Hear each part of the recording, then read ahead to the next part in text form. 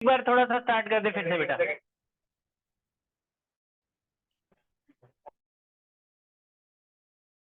से कर लेते हैं, थोड़ा सा आगे बचा है। हाँ जी, ध्यान बोर्ड की तरफ।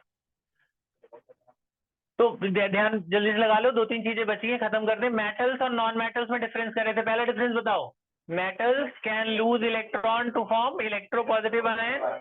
नॉन मेटल पीछे, non metal can gain electron to form electronegative ion. Metal can lose electron to form electropositive, non metal can gain electron to form electronegative ion. Second difference क्या था? Metals are good conductor of heat and electricity, है ना। Non-metals are bad conductor of heat and electricity except graphite which can conduct electricity. Third, metals are sonorous. Sonorous in nature में they have a shiny surface. चमकते हैं, lustrous. They are lustrous. They are lustrous. Sonorous मतलब sound producing होता है, मैंने lustrous. तो third क्या था? They are lustrous. They have shiny surface. और non-metal are non-lustrous except bromine. Bromine चमकता है. Fourth, metals are sonorous. Sonorous माने साउंड प्रोड्यूसिंग। पहले के जमाने में घंटी बजती थी ना स्कूल में ऐसे, आजकल भी घंटी होती है वो इलेक्ट्रिक वाली। हाँ, मंदिर में अभी भी बेल बजती है ना, मंदिर में घंटी बजती है। तो मेटल्स आर सोनरस, उस पे मारने पे आवाज आती है। नॉन मेटल पे नहीं आती उतनी आवाज जितनी मेटल पे आती है। तो मेटल्स आर नॉन लस्टरस और metals are lustrous and sonorous, और non metals are non lustrous and non sonorous. ठीक है, ये सिंपल सी, ये तुमने 9th में ही पढ़ा है, याद है? 9th में मेटल नॉन मेटल में डिफरेंस कराया था हमने, है ना।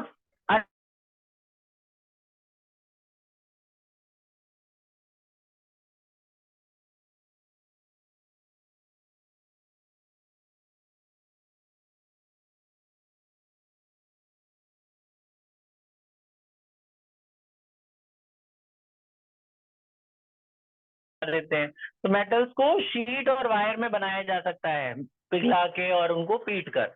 और नॉन मेटल जो होते हैं उनको अगर मारोगे तो टूट जाएंगे, they are brittle in nature, उनको पिघला के नहीं बना सकते।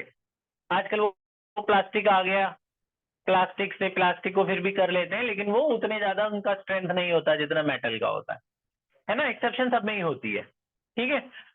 अच्छा, फिर मेटल्स जो होते हैं ज्यादातर सब सॉलिड होते हैं, एक मरकरी को छोड़कर।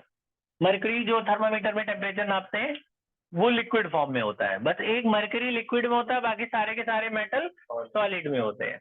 नॉन मेटल सारे स्टेट में है, नॉन मेटल सारे स्टेट में पाए जाते हैं, सॉलिड भी, लिक्विड भी, गैस भी। एक सॉलिड नॉन मेटल बताओ, solid non metal. Non metal, aluminium तो मेटल है ना बेटा। सॉलिड नॉन मेटल बताओ एक। कार्बन, लेड, है ना, कार्बन का ही फॉर्म है, कार्बन सॉलिड नॉन मेटल है। एक लिक्विड नॉन मेटल बताओ, liquid non metal.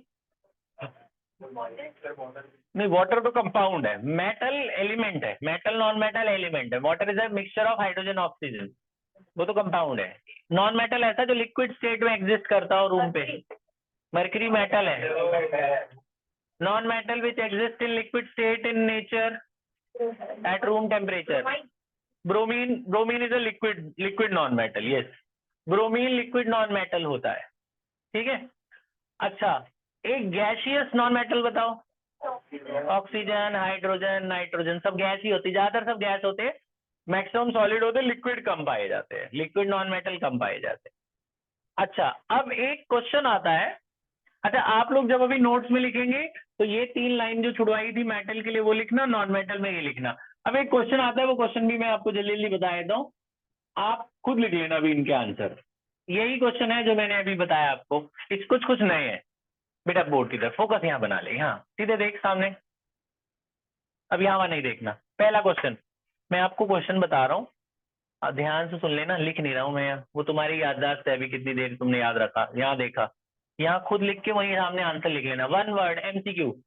Question number 1, name a metal, name a metal, name a soft metal which can easily cut with knife, जिसको चाकू से भी काट सकते हैं, इतना सॉफ्ट होता है। सोडियम और potassium are soft metals which can cut even with the knife.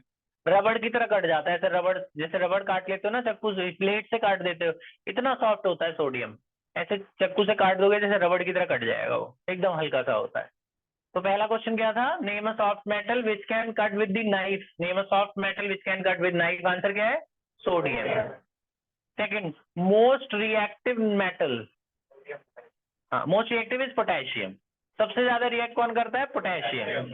इसको अगर हवा, इसको मिट्टी के तेल में रखते हैं, केरोसिन ऑयल में, अगर बाहर निकाले अपने आप जलने लग जाता है। बाहर अगर हवा में निकाल दो ना बिना माचिस के, जलने अपने आप धुआं निकलने लग जाएगा उसके अंदर से। इसको लैब में भी केरोसिन ऑयल के अंदर रखा जाता है, जैसे ही हवा में निकालोगे अपने आप जलने लग जाएगा, उसमें धुआं निकलने लग जाएगा बिना माचिस लगाए, आग लगाए। तो सोडियम एंड पोटेशियम, मैंने most reactive is potassium, sodium और पोटेशियम दोनों रिएक्टिव मेटल्स हैं, उन दोनों में सबसे रिएक्टिव कौन है, potassium. Third, metal which can exist at in liquid state at room temperature, mercury. Non metal which can exist in liquid state, bromine. ठीक है। Metals which are good conductor of heat and electricity,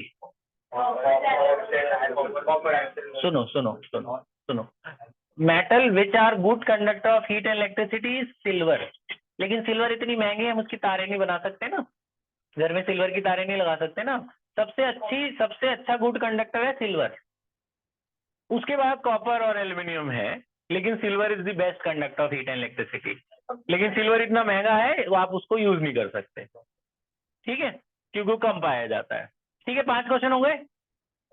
ठीक, अब ये 5 question का answer, एक छठा वो भी लिख लेना, वो ग्रेफाइट वाला, कि non metal which can conduct electricity, graphite can conduct electricity. तो 6 क्वेश्चन के आंसर लिख लो, और ये जो 3-3 लाइनें थी ये भर लो जल्दी से। पॉज कर दे बेटा।